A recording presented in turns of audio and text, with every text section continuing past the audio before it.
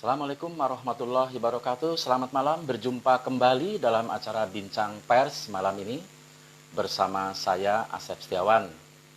Kali ini kita akan membahas soal sertifikasi wartawan sebagai tenaga profesional, sebagai orang yang profesional. Dan malam ini kita akan membahas soal hal-hal yang berkaitan bagaimana meningkatkan kompetensi wartawan, bagaimana wartawan menjadi profesional. Dan malam ini akan hadir Ketua Komisi Pendidikan, Pelatihan, dan Pengembangan Profesi Dewan Pers, Bapak Jamalul Insan. Kita akan tunggu Pak Jamalul Insan dalam perbincangan kali ini. Dan tentu saja kami mengharapkan kehadiran teman-teman semua untuk bagaimana kita meningkatkan profesionalisme di bidang jurnalisme. Karena saat ini apalagi ketika COVID sedang mengancam Indonesia, profesi wartawan, profesi jurnalisme semakin penting. Nah, malam ini kita sudah hadir bergabung Pak Jamalul Insan, kita akan sebentar lagi. Nah, sebagai pengantar tentu saja profesionalisme di bidang jurnalistik ini, ya tentu seperti halnya profesi-profesi di bidang lain, ada syarat-syaratnya. Ada requirement-nya, ya. Tidak semata-mata orang bisa menulis kemudian mempublish itu disebut wartawan. Atau kemudian orang menulis di media sosial itu disebut wartawan.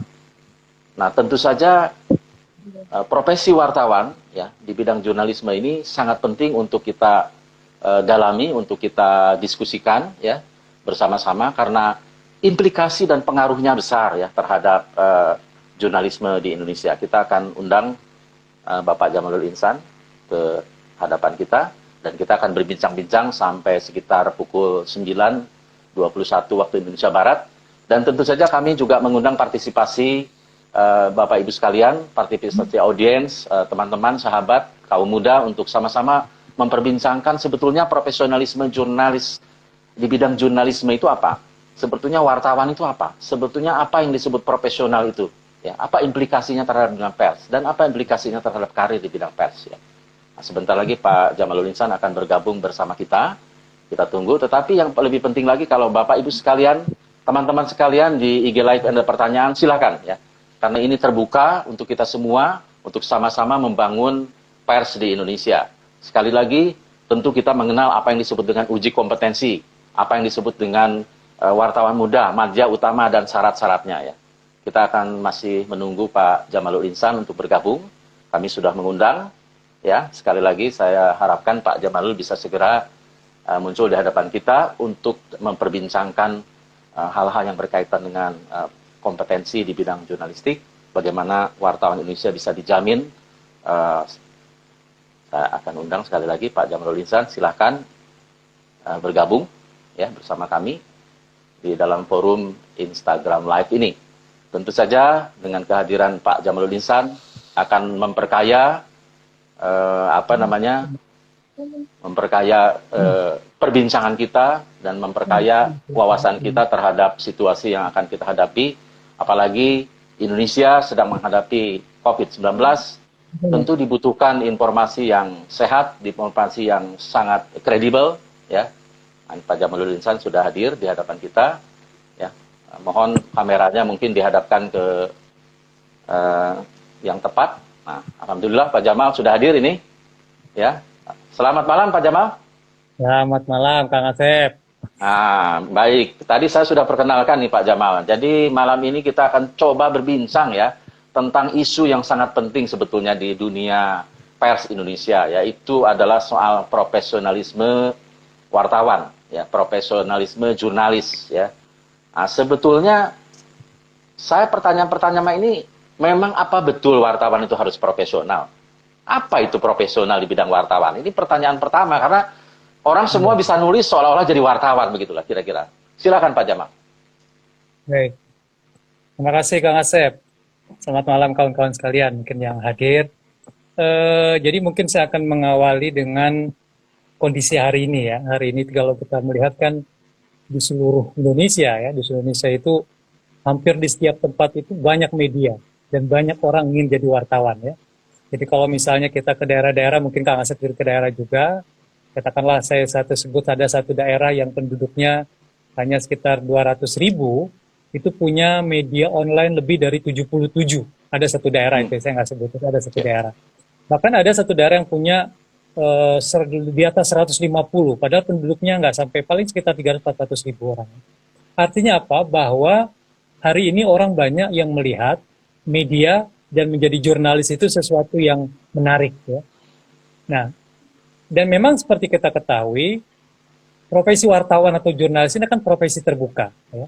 Siapapun boleh menjadi wartawan, siapapun boleh menjadi jurnalis. Jadi kalau tadi Pak Asep mengatakan, Kak Asep mengatakan, siapa juga bisa nulis, bisa gini, apakah dia bisa wartawan? Sebenarnya semua boleh, ya. Semua siapapun.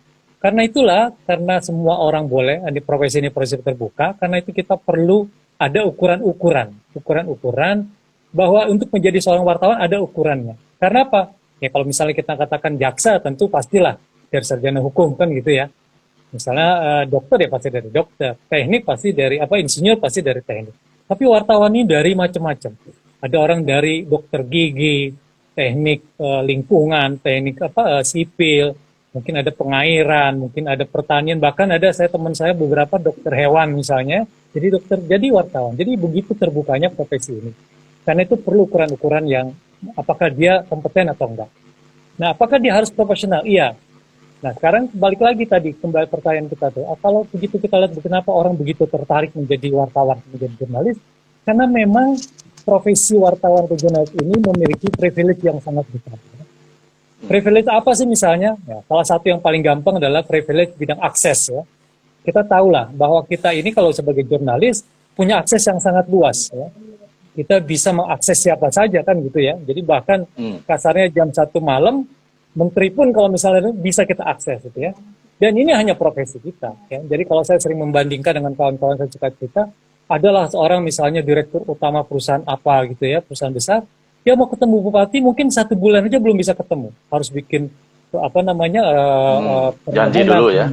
Betul, janji dulu. Tapi wartawan pagi ini dia keluar, tunggu waktu bupati atau gubernur teman di luar di depan, dia bisa doorstop. Misal kita doorstop kan, kita bisa cegat. Begitu besar privilege yang diberikan oleh publik. Nah, saya kata baru sekarang meningkat. Jadi yang memberikan privilege siapa sih? Ya publik, gitu kan? Masyarakat. Karena masyarakat kan nggak bisa punya akses seperti itu. Kita diberikan privilege itu. Nah, privilege kita sebenarnya banyak. Bukan hanya akses, tapi juga ekonomi dan sosial ya. Tapi kita bicara akses dulu yang paling gampang, yang paling menarik buat semua orang. Jadi, karena kita punya privilege itu, tentu privilege dari siapa? Privilege-nya adalah dari publik. Karena kita dapat privilege dari publik, maka kita punya kewajiban, punya hutang lah kira-kira gitu. Hutang harus kita bayar kepada publik yang memberikan privilege kepada kita. Nah, kenapa kita profesional? Nah, disinilah jawabannya. Karena kita diberikan privilege oleh publik, maka kita harus punya kewajiban memenuhi kewajiban kita, membayar hutang kita kepada publik. Hutang kita pada publik apa sih? Itu tadi. Bahwa publik membutuhkan informasi yang dibutuhkan, yang diperlukan, yang benar, yang valid gitu kan ya, yang bisa dipertanggungjawabkan. Karena mereka, publik nggak bisa mengakses setiap saat kantor kementerian gitu kan, nggak bisa mengakses bupati setiap saat. Kita yang bisa. Nah, karena kita punya ini, kita berkewajiban memenuhi itu. Jadi sebenarnya profesionalisme wartawan itu cukup kalau kita bisa memenuhi kewajiban kita, memenuhi hutang kita, kalau pakai bahasa gampangnya kepada publik, yaitu memenuhi kebutuhan publik terhadap informasi yang dibutuhkan, itu sebenarnya sudah selesai. Itu saja ukuran yang paling gampang. Ya. Nah, saya melanjutkan tadi ya, kalau kita lihat wartawan ya, kalau Undang-Undang Pers ya, nomor 40 tahun 1999 kan mengartikan wartawan itu adalah orang yang profesinya mengumpulkan, mengolah, dan mempublikasikan. Dan apakah memang seperti itu? Apa profesionalisme yang harus dibutuhkan dalam dunia wartawan seperti itu, misalnya? Ya. Kalau kembali lagi tadi, ya kembali lagi bahwa profesional kita itu adalah karena kita tadi punya privilege dari publik, ya, maka profesionalisme kita itu adalah ukurannya apakah kita bisa memenuhi kepentingan publik itu, ya. Jadi kalau pada saat kita mengumpulkan tadi ada 6M itu ya, mengumpulkan, itu ya, menyajikan itu 6M itu semata-mata tujuannya adalah apakah kita bisa memenuhi kebutuhan publik, kepentingan publik. Kalau itu kita bisa jamin, itulah ukuran profesionalisme kerja kita sebagai wartawan dan sebagai jurnalis. Itu aja. Nah, kalau Pak Jamal di sini di Dewan Pers sendiri, bagaimana orang mengukur itu orang ini wartawan profesional dan tidak profesional? Apa ukuran-ukuran yang dijadikan standarnya itu? Ya, kalau kita misalnya kan di Dewan Pers ya, kita sering menghadapi pengaduan-pengaduan misalnya dari masyarakat ya. Kita ada komisi pengaduan itu kan. Nah itu sebenarnya ukurannya adalah kode etik, ya. Kode etik jurnalistik itu yang paling gampang. Misalnya ada 11 pasal dalam kode etik yang satu, misalnya kita tentang apakah berita itu benar, tidak ada kebohongan misalnya. Apakah berita itu disampaikan, ditulis, dikumpulkan dengan cara yang benar ya. Kemudian apakah dilakukan verifikasi, dilakukan setelah dilakukan uji informasi misalnya. Jadi kalau 11 pasal dalam dalam kode etik itu kita dilakukan oleh seorang wartawan, oleh seorang jurnalis, itu kita anggap profesional.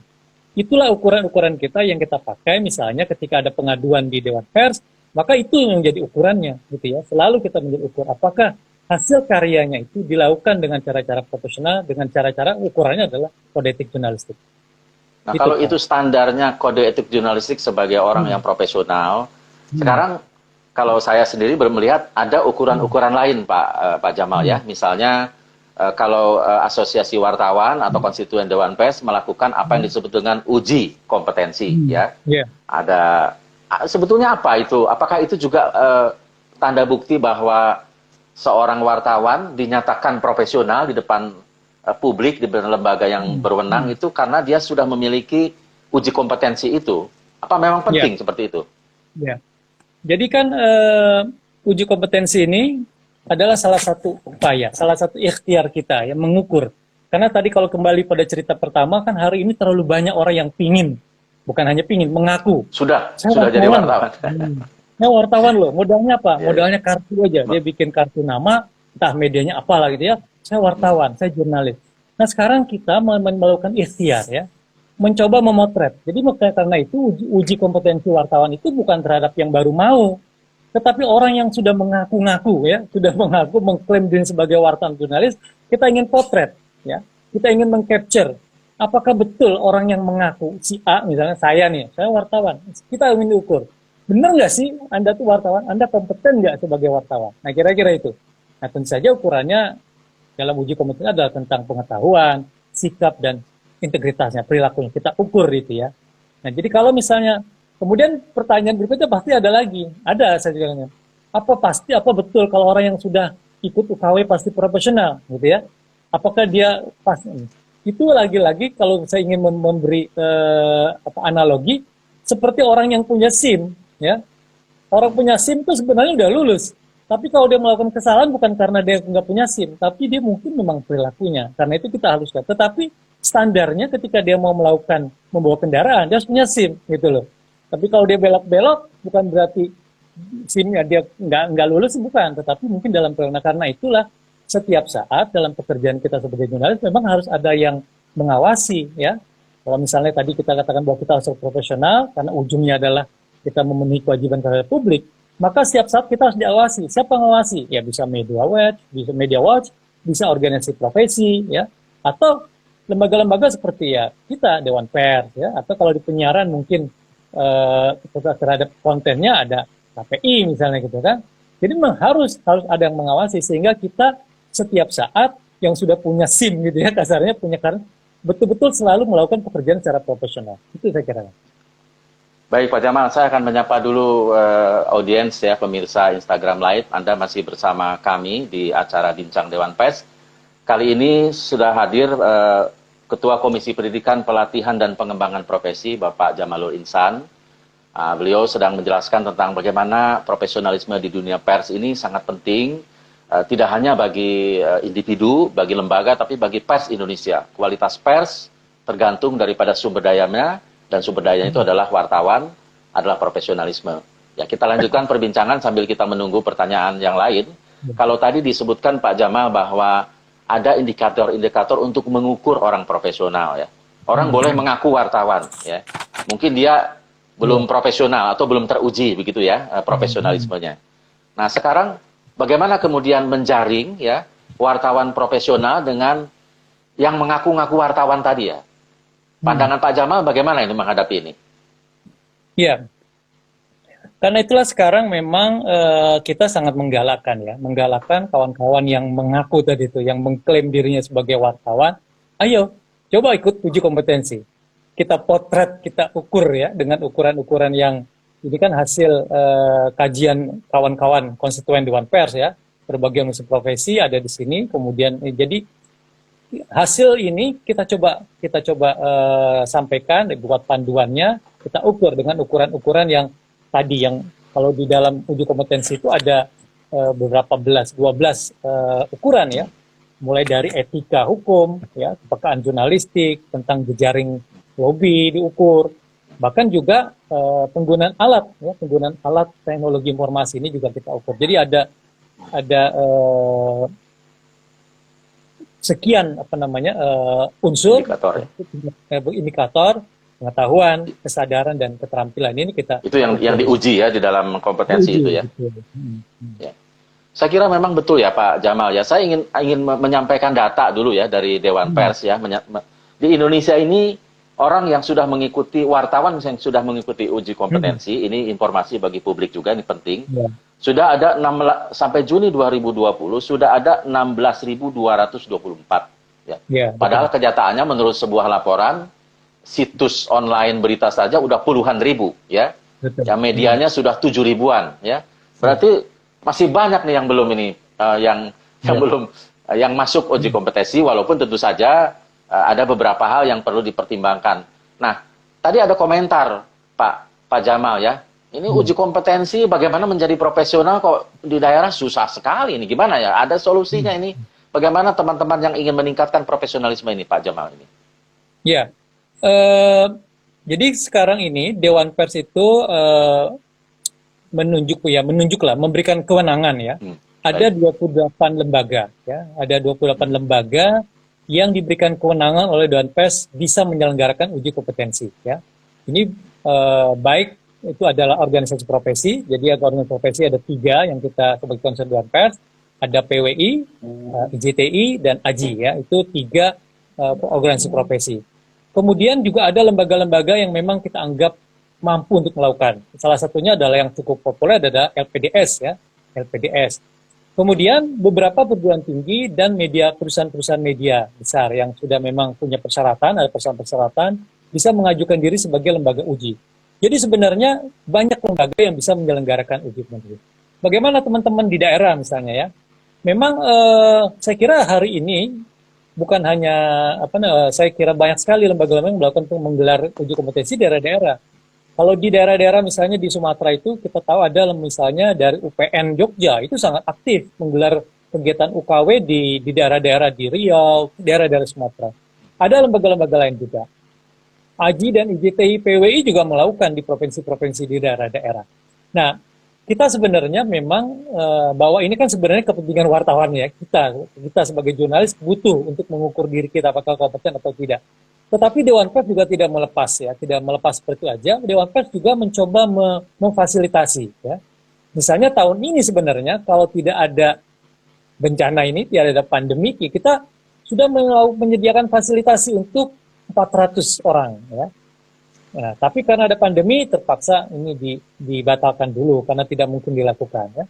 Tetapi kita coba sekarang usulkan kembali. Mudah-mudahan di tahun 2001 kalau tidak ada artinya memungkinkan secara finansial, kita akan fasilitasi. Bahkan jumlahnya 1.000 rencananya ya, 1.000. Jadi 1 tahun itu 1.000. Nah, kalau misalnya 1.000 di lembaga-lembaga lain juga tetap melakukan seperti yang tanpa Dewan Pers lakukan juga melakukan, tentu saya kira bisa mempercepat pencapaian kawan-kawan yang ingin mengikuti uji kompetensi bisa dilaksanakan.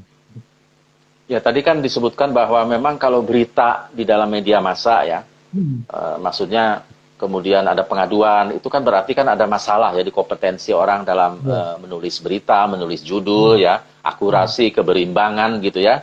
Kemudian juga kadang-kadang orang menghakimi gitu ya. Bukan hanya di media massa itu kan bukan hanya berupa tulisan, bisa berupa gambar ya. Kalau televisi berupa liputan live dan radio juga berupa audio gitu.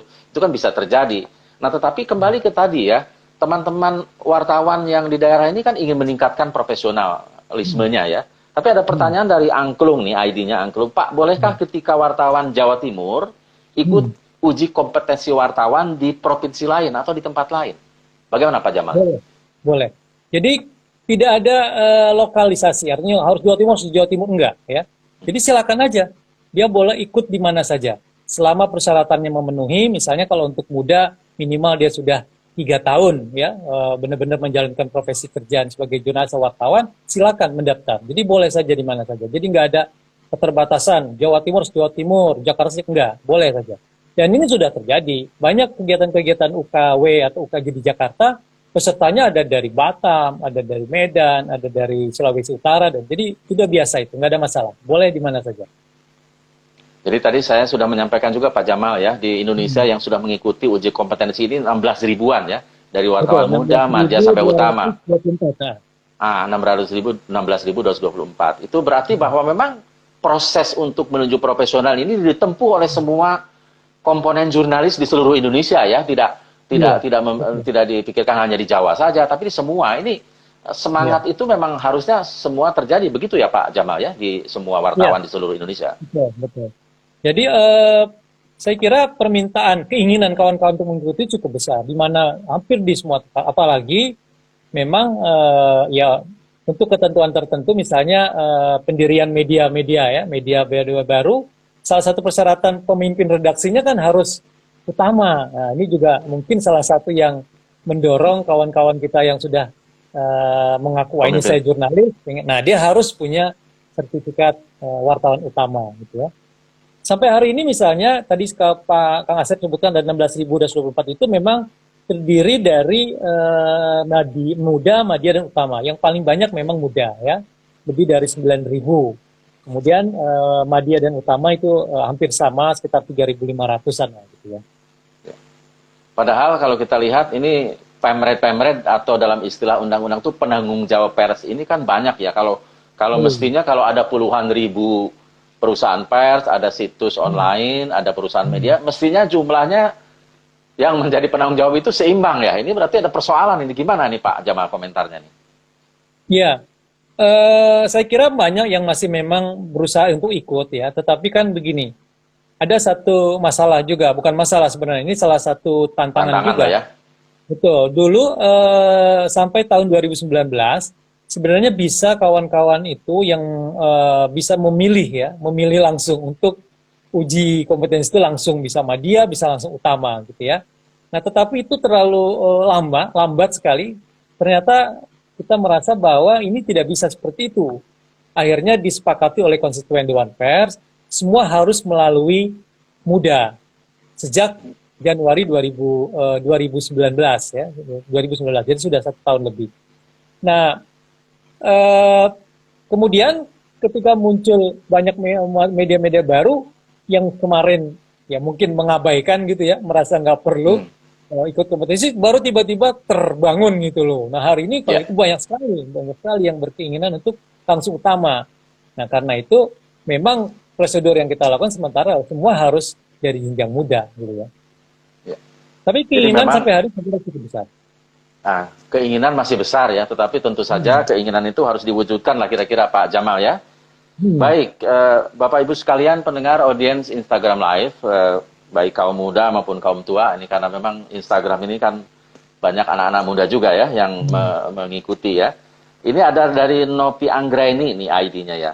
Maaf, saya mau tanya ini Pak Jamal, bagaimana wartawan kampus atau pers kampus, apakah ada perlindungan dari Dewan Pers atau privilege ya?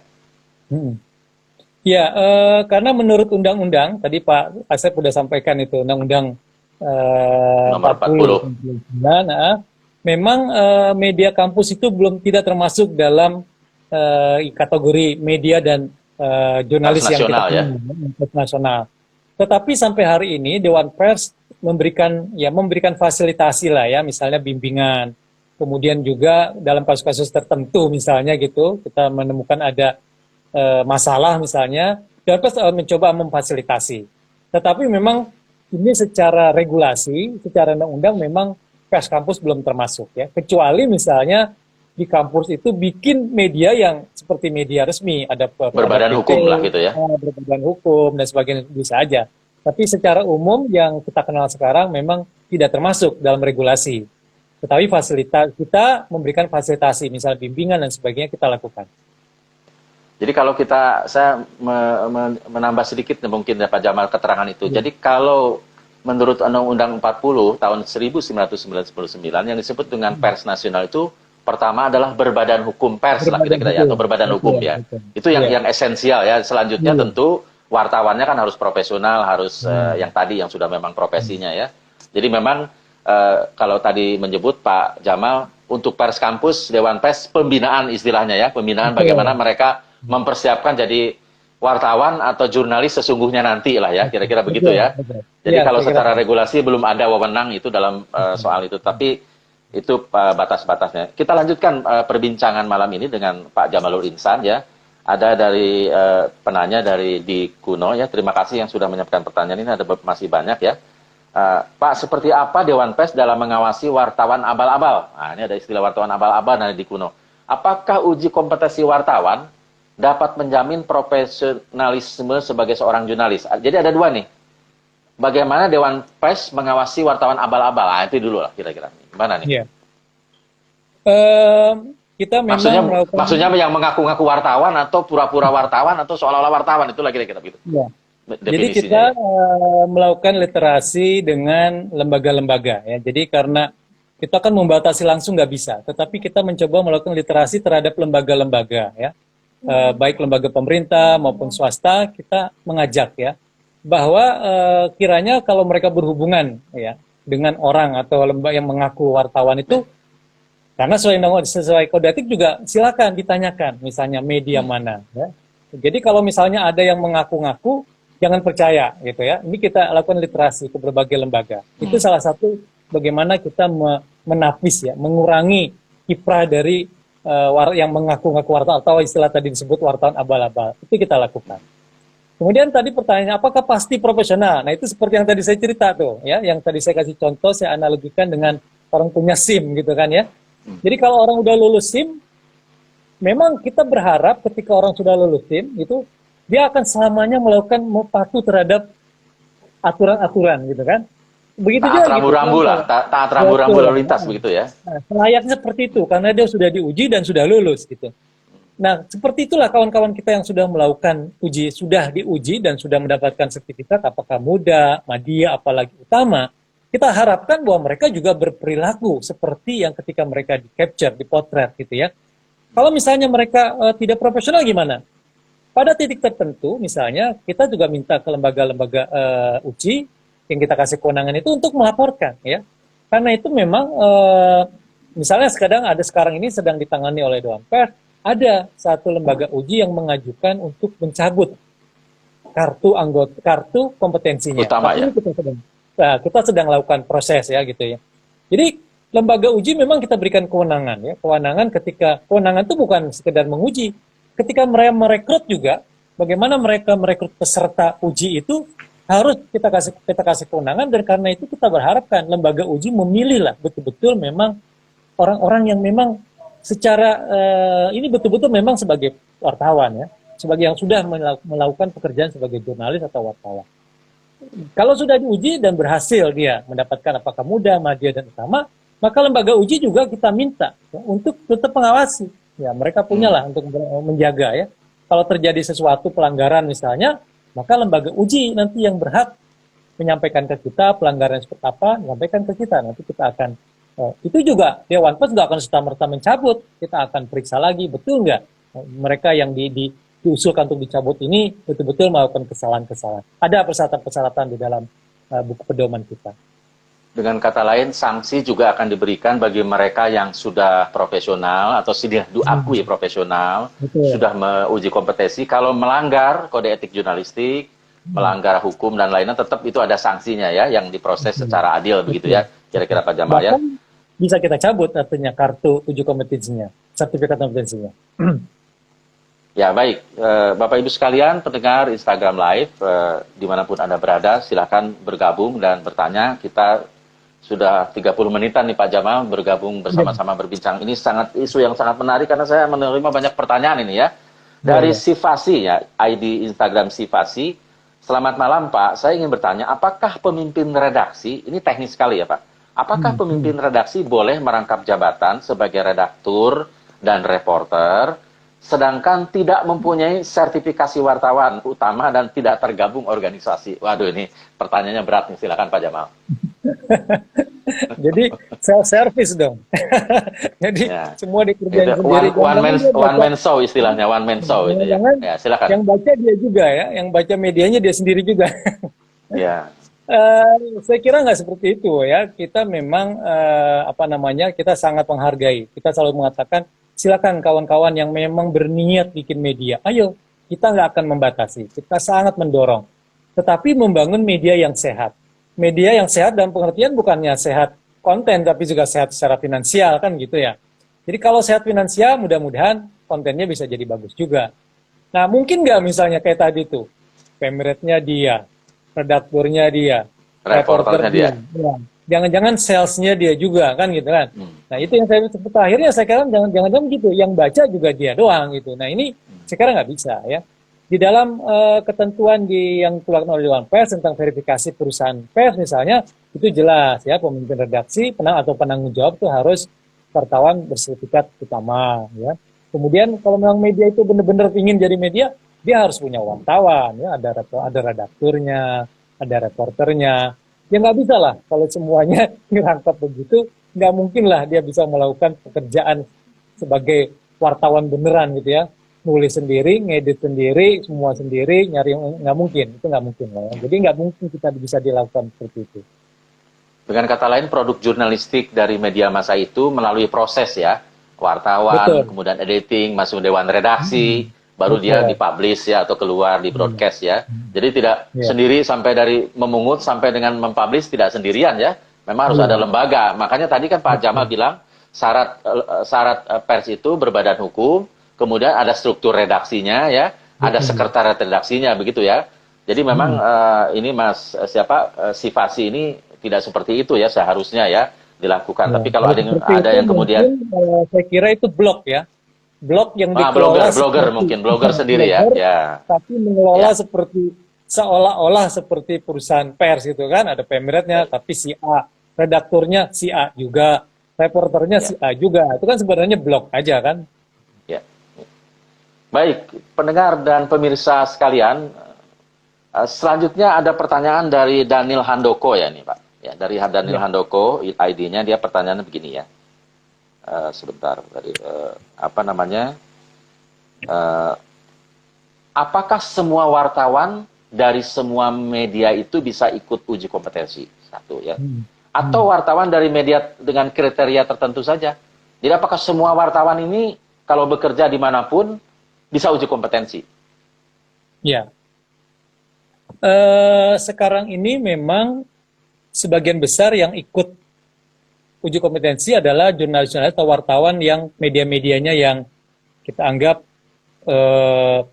baik yang sudah terverifikasi ataupun belum, tetapi itu diketahui oleh organisasi-organisasi perusahaan pers. Ya. Jadi misalnya kalau penilaian itu apakah dia anggota SMSI atau AMSI misalnya ya. Jadi meskipun belum terverifikasi di faktual oleh Dewan Pers, itu kita utamakan yang seperti itu.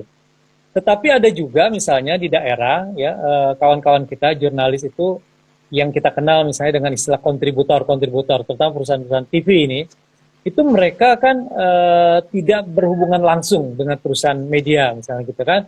Nah ini bisa direkomendasikan oleh organisasi profesi ya. Jadi organisasi profesi menjamin bahwa betul si A ini sudah sekian tahun melakukan pekerjaan jurnalistik dengan baik dan semua orang tahu gitu. Nah ini boleh direkomendasikan untuk ikut uji kompetensi. Gitu. Jadi artinya banyak cara dan kita memang arahnya kan kita ingin menyehatkan, ya, ingin membekali kawan-kawan bisa bekerja secara profesional. Karena itu siapapun yang hari-harinya memang melakukan kerja jurnalistik dengan baik dan diketahui oleh masyarakat, ya kalau kita hubungannya adalah komunitasnya, organisasi profesi atau perusahaan. Atau bisa juga dia bukan organisasi tapi perusahaan pers di sana di daerah. Meskipun itu bukan wartawannya, tapi dia tahu persis bahwa si A ini seorang jurnalis yang melakukan proses kerja jurnalis yang sangat bagus. Dia bisa direkomendasikan untuk ikut uji kompetensi. Nah baik, terima kasih. Selanjutnya Pak Jamal ya. Ini ada ID dari wartawan milenial ini ID-nya ya. Saya izin bertanya, mengapa media harus berbentuk perusahaan jika dianggap resmi? atau berbadan hukum lah gitu ya, perusahaan dia. Ini kenapa ini? Ini kan orang banyak ingin membangun media online dan seterusnya ini, tapi tadi disebutkan kenapa harus berbadan hukum perusahaan gitu. Ya, Harus berbentuk perusahaan begitu ya. ya pertama memang itu kan amanat undang-undang ya. Artinya undang-undang 40 itu jelas. Tetapi sebenarnya esensinya adalah bahwa ketika itu menjadi produk, tidak melahirkan produk-produk jurnalistik, ada yang bertanggung jawab, ada yang bisa ada penanggung jawabnya gitu ya. Jadi kalau misalnya dia perorangan saja gitu kan, sulit kita minta pertanggungjawaban ya. Itu karena itu salah satunya adalah memang harus berbadan hukum gitu ya. Dan itu yang paling gampang adalah itu memang amanah undang-undang ya. Tapi yang lebih jauh bahwa kita butuh ketika itu lahir produk karya jurnalistik bisa ada yang bertanggung jawab secara kelembagaan. Mungkin saya tambahkan sedikit, kalau Undang-Undang Nomor 40 Tahun 1099 itu kan juga tidak mengenal pemberedelan ya, perusahaan Betul. pers ya, tidak boleh penutupan. Ini kan tidak sensor. Ini juga dengan badan hukum itu juga melindungi tugas-tugas wartawan ya, karena kalau tidak berbadan hukum ada kemudian gugatan, individu itu bisa terkena begitu ya kira-kira ya, Pak Jamal. Jadi memang harus berbadan hukum itu bukan hanya syarat-syarat yang berat, tetapi juga untuk perlindungan. Kalau saya terjemahkan sendiri itu, Pak Jamal. Kembali ke pertanyaan selanjutnya, Pak Jamal ya. Ini semakin malam semakin hangat diskusi kita ya. Banyak teman-teman yang mengikuti. Terima kasih atas kehadirannya di dalam bincang Dewan Pers ini. Ini yang ketiga kalinya Pak Jamal ya. Setelah kemarin Pak Henry Bangun, kemudian Pak Ahmad Jawahar hadir dalam forum seperti ini. Dan nanti rekamannya bisa Bapak Ibu sekalian juga teman-teman bisa lihat di YouTube untuk rekamannya. Kita lanjutkan dengan Eko Aprianto ini.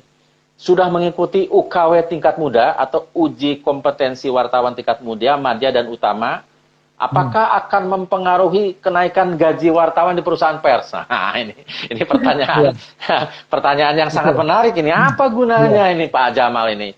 Kalau misalnya dampaknya tidak ada. Nah, ini silakan Pak Jamal ini jelaskan ini. Ini memang pertanyaan yang selalu muncul ya. Kalau misalnya saya di mana-mana selalu gitu.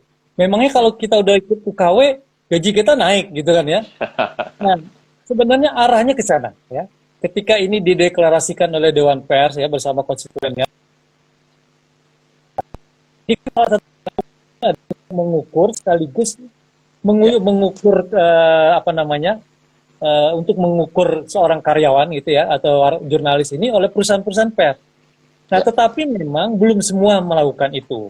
Tetapi saya tahu persis, ada beberapa perusahaan sekarang di Jakarta, saya tahu persis, itu sudah menjadikan ukuran ya. Ada beberapa perusahaan ya.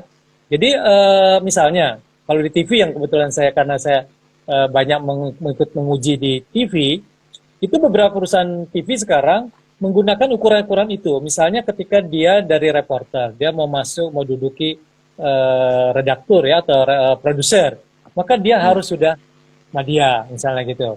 Nah, kalau misalnya dia sudah mau jadi minimal eksekutif produser ya, apalagi sampai level yang lebih tinggi, dia sudah harus utama. Itu dijadikan ukuran. Saya tahu persis ada beberapa perusahaan yang sudah menggunakan. Dan inilah yang dilakukan, yang Dewan Pers lakukan, yang kita dorong juga, baik pada periode pemerintah yang lalu ya, dengan Menko yang lalu, Dewan Pers selalu meminta. Dewan Pers sendiri melakukan, artinya meminta ke perusahaan-perusahaan mengingatkan bahwa ini loh, ada salah satu parameter yang bisa dipakai ya. Dipakai untuk mengukur kemampuan, sekaligus melakukan evaluasi terhadap jurnalis-jurnalisnya ketika dia ingin berkarir. Karir fair-nya bisa dijadikan salah satu ukurannya dengan uji kompetensi ini. Tapi sebenarnya kita berharap satu saat nanti semua dimanapun bisa melakukan ini, gitu ya. Jadi istilahnya kalau saya kutip dari Pak Jamal bahwa semakin kompeten, semakin dihargai, jaminan karir ke depan juga semakin terbuka lah ya. Nah, kalau jaminan terbuka, tentu saja imbalannya juga lebih baik, begitu kira-kira ya, logikanya begitu ya. Tentu orang semakin profesional, semakin dihargai, begitu kira-kira, dan ada hubungan ya. Iya, saya sering menambahkan begini ke kawan-kawan ya, di daerah gitu ya. Hari ini kan dunia udah sangat terbuka nih ya, jadi katakanlah misalnya di tempat bekerjanya belum terlalu memanfaatkan sertifikatnya ya. Tetapi kan kompetensi yang berada di diri kita ini kan bisa dijual kemana-mana, kira-kira gitulah ya. Karena dunia ini sudah sangat terbuka, kalau Anda kompeten, nggak usah takut gitu loh. Masuk pasar dunia pun laku lah, kira-kira gitu. Jadi Ini kalau berpikir Positif positifnya, lah ya. berpikir bahwa nggak usah khawatir. Kalau Anda kompeten, Anda pasti nggak akan kehilangan ini peluang-peluang untuk mendapatkan yang lebih bagus gitu. Jangan berpikir seolah-olah sudah uji kompetensi madya, wah besok gajinya naik begitu ya. Jadi, Itu terlalu sempit ya. Jadi betul, long term betul. lah ya, long Iya, term. Dan betul. saya kira memang saya sepakat ya kalau pengalaman kita bersama di dunia jurnalistik, profesionalisme ini nanti dengan sendirinya akan dibutuhkan oleh publik. Betul. Bukan hanya publik Indonesia, bukan hanya perusahaan media Indonesia, tapi perusahaan media global lah ya, kira-kira begitu ya. Karena itu ada kaitan dengan profesionalisme kita ya. Baik, Bapak Ibu sekalian dan pendengar Instagram semua dan audiens, kita lanjutkan ya diskusi semakin hangat saja nih Pak Jamal nih. Saya kira ada beberapa pertanyaan yang sebetulnya teknis ya, tetapi Iya. mungkin publik juga perlu tahu ya. Nah, ini ada pertanyaan selanjutnya. Misalnya dari apa namanya? Soal ini ya, kaitan UKW dengan ini Pak, Covid nih. Dari Hairil Supriyadi. Bagaimana masa pandemi Covid-19 ini? Apakah UKW masih digelar ya? Atau ditunda atau bagaimana ini? Menjelang Iya, beberapa ke depan lah kira-kira gimana? iya. Jadi memang begini, selama ini kegiatan UKW atau UKJ itu dilakukan secara tatap muka, ya, Ya. secara tatap muka. Karena itulah tadi kita katakan beberapa kegiatan UKW yang sudah direncanakan oleh lembaga-lembaga uji di beberapa tempat kita tahu karena sudah masuk permohonan untuk melakukan itu ditunda, ya, karena semua masih melakukan secara tatap muka. Tetapi kita Dewan Pers selama kemarin ini COVID ini kita sedang mengkaji melibatkan penyelenggara UKW di bawah Dewan Pers, kemudian juga dengan konstituen kita undang, kita mendiskusikan ya, kita sudah mendiskusikan kemungkinan ke depan ini kemungkinan ya kita sedang mengkaji melakukan uji kompetensi secara berbasis, kita bilangnya berbasis IT gitu ya. Jadi bukan sekedar online tetapi berbasis IT. Dan sebenarnya pengkajian ini Dewan Pers sendiri sudah melakukan sejak 2012 ya, tapi karena dianggap mungkin belum diperlukan ya, sehingga kemarin agak terhenti dan kemarin kita coba kaji lagi, kita angkat lagi. Hari ini masih belum 100% ketemu, artinya semua belum menyetujui kalau dilakukan untuk seluruh tingkatan, misalnya untuk muda, madya, dan utama. Hari ini kita sedang terus kaji bersama dengan semua lembaga itu, baik secara teknologi dan sebagainya. Karena apa? Pesannya adalah dari kawan-kawan, kalau kita melakukan ini berbasis IT, artinya tidak tatap muka, kita ingin hasilnya minimal sama, ya, minimal sama. Bahkan kita berharap dia bisa lebih bagus dari uji kompetensi wartawan atau UKJ itu yang dilakukan secara tatap muka langsung, ya. Nah, beberapa yang masih menjadi hari ini kajian adalah bagaimana kita mengcapture beberapa hal yang memang kalau kemarin itu secara tatap muka itu dilakukan observasi langsung, ya. Misalnya kalau TV itu ada kegiatan-kegiatan yang nggak bisa melihat sekedar hasilnya, gitu ya, hasil dia ngambil gambar, tapi dia ingin lihat bagaimana si A ini melakukan proses kerja jurnalisnya. Misalnya kalau dia kameramen, bagaimana mengambil gambar, angle-nya, gitu kan, itu kan bagian dari menguji keterampilannya. Kalau dia reporter, bagaimana dia melakukan doorstop, bagaimana melakukan wawancara secara langsung, bagaimana untuk menyiapkan live. Ini yang kemarin masih beberapa teman kayaknya sulit nih kalau kita belum sepenuhnya. Karena itu ada pemikiran mungkin kita akan lakukan yang berbasis IT ini tidak untuk seluruh tingkatan. Mungkin adalah misalnya yang utama, karena utama itu kan udah nggak terlalu banyak praktek, tapi lebih banyak pada pendalaman diskusi. Ini masih sedang kita kaji, mudah-mudahan saya kira ke depan ketemu jalannya, dan ini saya kira memang bagian dari ikhtiar kita membantu dan melayani saudara-saudara kita, kawan-kawan kita jurnalis yang mungkin berada di agak jauh ya, secara finansial kan mungkin harus pergi misalnya ke kota dan sebagainya jauh, bisa kita fasilitasi. Tujuannya itu, saya kira mudah-mudahan suatu saat ini nggak terlalu lama bisa kita putuskan bagaimana yang terbaik untuk membantu kawan-kawan kita. Itu Pak Aceh. Jadi dengan kata lain, kalau saya mendengar tadi jawaban Pak Jamal, Dewan Pers sedang melakukan inovasi lah ya, bagaimana kemudian uji kompetensi ini bisa dimix ya, dimajemukan atau hibrid antara berbasis IT dan berbasis tatap muka ya. Tentu ini mudah-mudahan segera direalisasikan, karena ada pertanyaan dari WD Basori 1609 ini, apa Dewan Pers tidak bisa membuka UKW daring selama ada COVID? Ini pertanyaan terkait gitu. Bagaimana Pak jawabannya Pak? Itu jawaban yang tadi yang saya sampaikan. Jadi memang beberapa kalau misalnya sekedar pengetahuan, itu ya pengetahuan, karena kan kita ada tiga elemen tadi kan, pengetahuan, keterampilan, dan kesadaran ya. Kalau sekedar pengetahuan, itu relatif semua penyelenggara dan kawan-kawan yang melakukan kajian itu sepakat, itu bisa kita lakukan. Ya. Sekedar mengukur pengetahuan. Tetapi bagaimana mengukur keterampilannya, kesadaran itu ya, itu yang kemarin masih dalam kita perbincangkan, masih kita bahas ya. Jadi kalau yang tadi saya contohkan, misalnya teman-teman jurnalis TV misalnya, itu mereka nggak mau sekedar melihat hasil karyanya, misalnya visualnya, nggak mau mereka ingin lihat, mengobservasi. Nah ini yang sekarang kita coba pikirkan, coba kita kaji bagaimana, apakah secara teknologi mungkin nggak misalnya itu bisa tetap tercapture, bisa kita observasi kegiatan-kegiatan peserta UKW di lapangan. Itu Pak. Baik sahabat semua, kita masih ada waktu 15 menitan dan pertanyaan masih antri ini Pak Jamal ya. Memang isu tentang profesionalisme wartawan ini menjadi perhatian publik ya, juga menjadi kalangan orang di dunia jurnalisme ya. Karena ini memang sangat erat kaitannya dengan kerja-kerja wartawan ya, kerja-kerja awak media ya. Ini dari Tidar TS ya, kita lanjutkan ya. Apakah bisa wartawan yang bekerja di perusahaan pers yang belum terverifikasi administrasi dan faktual oleh Dewan Pers ikut UKW? Apa saja syarat-syaratnya bisa ikut UKW ini? Pak Jamal, ini mestinya ada beberapa teman yang perlu informasi ini. Ya, tadi saya kira saya sudah jawab juga, ini saya tegaskan kembali. Jadi misalnya ada kawan-kawan yang masih bekerja, kebetulan ada lembaganya belum terverifikasi.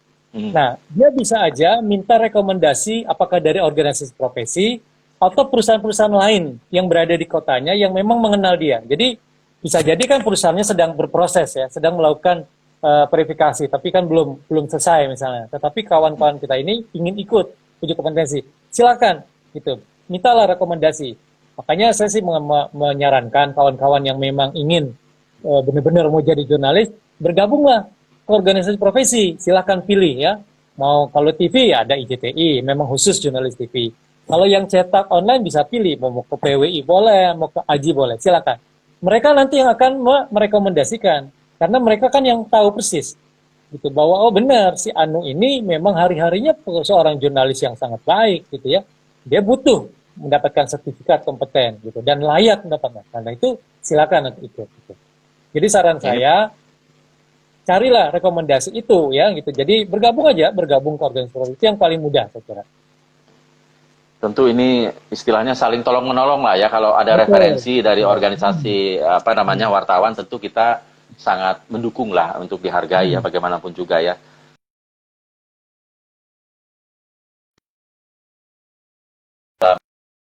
Insan ya, mengenai sertifikasi wartawan dan profesionalisme wartawan. Dari si Kanurin ya, kita lanjutkan. Apakah UKW hanya bisa diikuti oleh media yang terverifikasi Dewan Pers? Bagaimana profesionalisme wartawan yang sudah lulus UKW tetapi di sisi lain medianya belum terverifikasi? Ya, mohon dijawab nih Pak Jamal. Ya, kalau yang nomor satu tadi saya sudah jawab ya. Jadi silakan boleh saja ikut, minta rekomendasi ya. Apakah dengan rekomendasi jurnalis-jurnalis yang di media-media yang sudah terverifikasi atau melalui profesi. Kemudian apakah dia sudah tapi medianya belum, gitu kan? Nah, memang ini salah satu saya kira nanti kawan-kawan yang sudah memiliki sertifikasi ya, sudah bersertifikasi apakah muda atau media itu atau apalagi utama, ini punya kewajiban memang kita dorong untuk melakukan verifikasi terhadap perusahaannya, artinya medianya gitu ya. Jadi ini kan saling menyinggung ya. Jadi media memang butuh salah satu verifikasi media perusahaan pers adalah dia harus punya pemimpinnya, harus wartawan utama. Dia harus punya wartawan yang sudah sertifikasi muda media. Nah, jadi karena kalau sudah ada, tentu saya kira itu mendorong bagian dari memenuhi persyaratan perusahaan untuk melakukan verifikasi terhadap perusahaannya gitu ya. Nah, kemudian kita lanjutkan ya, masih ada waktu nih Pak Jamal ya, dari HMINST ini. Izin Pak, saya mau bertanya, apakah diizinkan bila wartawan merangkap jadi kepala desa? Ini pertanyaannya rumit sekali kelihatannya ya. Nah, ini Pak, ya, ini. Jadi memang kalau kita tahu profesi wartawan ini adalah profesi yang tidak boleh terikat dengan itu ya, jadi nggak boleh, saya kira nggak boleh ya. Jadi bahkan salah satu nih kalau terkait dengan sertifikasi, ada beberapa yang ternyata itu pegawai negeri ya, dia ikut, nah Hmm, itu dibatalkan, ya. dibatalkan karena salah satu persyaratannya adalah dia bukan pegawai negeri, bukan TNI Polri, ya itu nggak boleh. Jadi meskipun dia wah dia canggih, dia bisa bikin, nah, tapi tetap nggak boleh, tidak boleh mengikuti uji kompetensi. Jadi kalau sudah pernah ada kejadian, sudah memiliki, setelah kita tahu dia adalah pegawai negeri, kita cabut ya kompetensinya gitu. Jadi nggak boleh ya. Jadi memang yang hari ini banyak sebenarnya, saya tahu persis di beberapa daerah hari ini dia mengaku sebagai wartawan, besok pagi dia mengaku sebagai ketua LSM misalnya. Ini juga nggak boleh karena seringkali itu kepentingannya sangat Bertabrakan ya, bertabrakan kepentingan ya. betul, betul. Ya. Jadi saya kira kalau memang sudah memilih, Bismillah mau memilih sebagai wartawan jurnalis, ya Konsisten kita lah, harus lakukan gitu. konsisten ya. Ya. Jadi memang pemirsa dan pendengar serta pengikut yang bersama kami dengan memang profesi wartawan ini tidak bisa sembarangan ya, merangkap-rangkap jadi kepala desa, kepala apa, kepala itu ya, apalagi terlibat di dalam partai politik dia harus menanggalkan dulu ya apa namanya profesinya itu, kemudian offline lah istilahnya untuk tidak aktif dalam media karena memang harus ada netralitas, harus ada imparsial Betul. ya, harus objektif. Memang tuntutan wartawan ini dia harus menjadi jembatan publik mendapatkan informasi yang kredibel ya, informasi yang oleh karena itu dia harus lepas dari kepentingan-kepentingan pribadi, golongan ya, tapi benar-benar mendedikasikan seperti diamanatkan oleh undang-undang untuk mendapatkan menyediakan informasi bagi publik yang memang dibutuhkan dan diperlukan ya. Baik Pak Jamal, kita masih ada 10 menit lagi, tapi beberapa pertanyaan lagi ya. Ini selain kepala desa ini ada juga yang bertanya begini ya, kalau standar perusahaan pers 2019 mewajibkan Pemred atau strip miring penanggung jawab itu kartunya kan utama ya. Betul. Tapi kenapa namanya tidak dicantumkan dalam kolom data perusahaan pers? Ini gimana nih, teknis sekali nih. Apa betul ya? Dari ASCRSL ini. Saya kurang paham pertanyaannya. Kurang paham saya pertanyaannya. Jadi pertanyaannya dia itu sudah ada Pemred, sudah kartu utama, tapi kenapa namanya tidak dicantumkan dalam kolom data perusahaan pers ya? Loh, Maksudnya perusahaan pers itu tidak mencantumkan namanya. saya malah kalau di dalam verifikasi perusahaan pers, justru nama itu harus dicantumkan sebagai penanggung Bahkan jawab. kalau salah Undang-Undang 40 harus mencantumkan penanggung jawab itu di publikasinya ya. Betul. Jadi di Undang-Undang ada penanggung jawab dalam peraturan Dewan Pers yang tentang verifikasi perusahaan pers itu memang mengharuskan penanggung jawabnya adalah atau pemeretnya adalah bersertifikat utama. Itu harus. Itu salah satu persyaratan itu, saya kira. Makanya dalam kasus ini saya belum bisa jawab persis ya seperti apa karena yang kita tahu justru malah itu harus tercantum, harus dicantumkan. Harus dicantumkan di alamat kelembagaannya ya, baik secara online maupun offline ya. Yeah. Bahkan saya mungkin menambahkan Pak Jamal, minggu lalu Pak Ahmad Jauhar mengatakan ke depan akan ada ciri yang berupa apa namanya ya, QR code apa ya, di lembaga-lembaga yang sudah terverifikasi. Itu ada rencana seperti itu ya Pak Jamal ya, untuk meyakinkan publik bahwa ini memang sudah memiliki validitas yang baik lah begitu ya Pak Jamal ya, soal data itu. Baik, masih ada pertanyaan dari Sivasi. Nah, ini media lokal mempunyai 4 wartawan, 2 wartawan itu merupakan orang yang sama.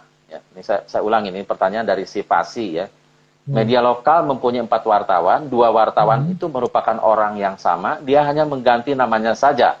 Apakah boleh seperti itu, Pak? Wah, ini gimana? Ini sudah 4 wartawan, 2 wartawan. Ini gimana, Pak Jamal? Bisa dijelaskan ini?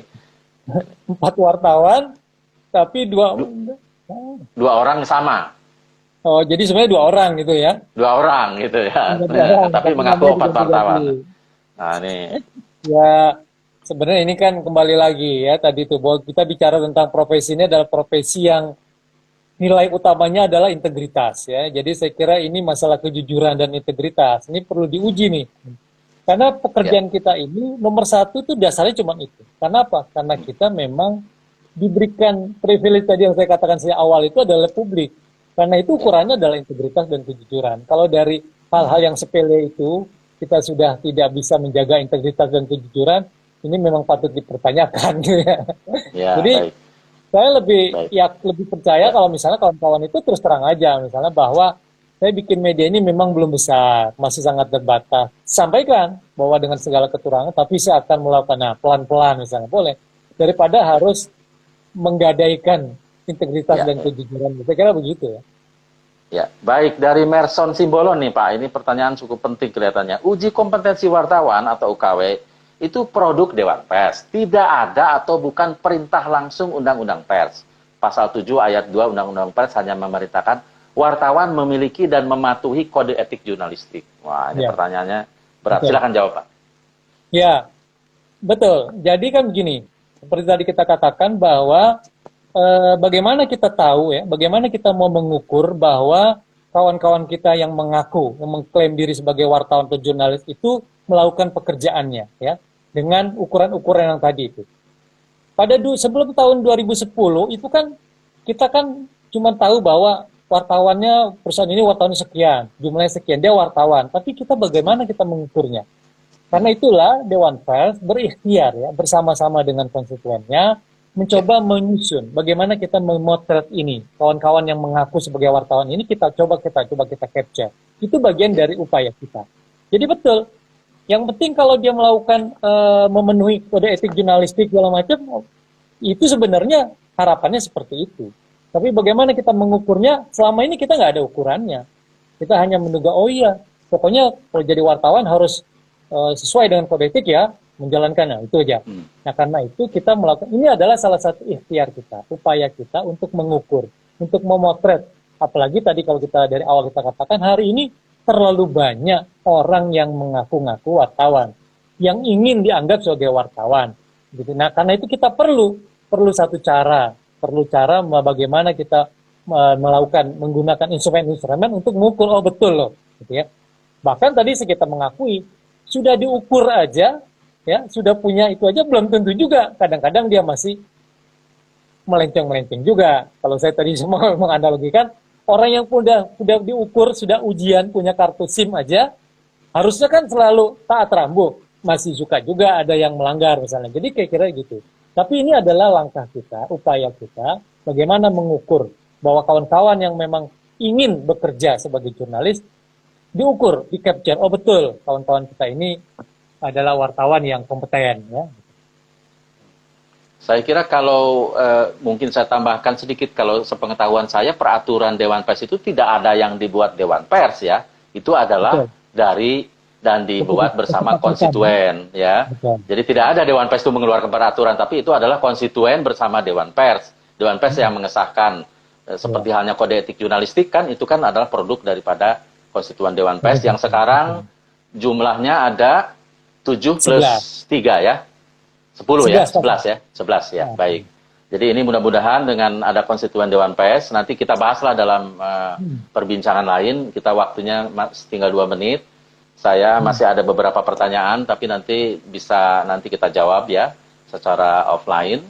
Mungkin closing statement lah dari Pak Jamal, dari perbincangan 1 jam ini mengenai profesionalisme jurnalis di dunia jurnalistik Indonesia, bagaimana wartawan meningkatkan proses, apa tanggung jawabnya, kira-kira apa pesan yang terakhir ini Pak Jamal mengenai sertifikasi ya, wartawan, UKW dan seterusnya.